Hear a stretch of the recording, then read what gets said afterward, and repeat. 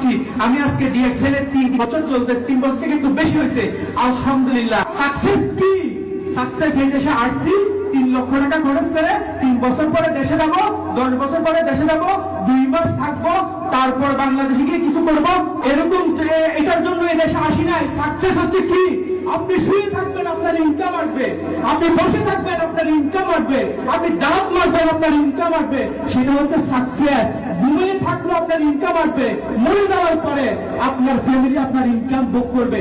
আমরা কেউ কি এখানে সরকারি চাকরি করতেছি? হ্যালো, বাংলাদেশে চলে গেলে আমাদের ইনকাম আসবে? একবারে একদিকে চলে গেলে আমাদের ইনকাম আসবে? কেন আপনাকে ডিএক্সএল এর দাওয়াত দিলে আপনারা বলেন সময় নাই? বেতন কত? 1000 দিরহাম। তারপরে সময় নাই। আর যার 10,000 দিরহাম, তার সময় আছে 24 আওয়ার্স ডিএক্সএল করার জন্য।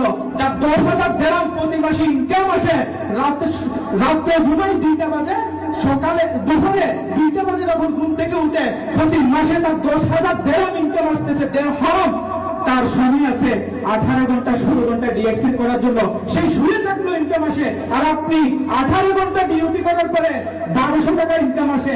আপনার সময় নাই ডিএক্সএল করার জন্য।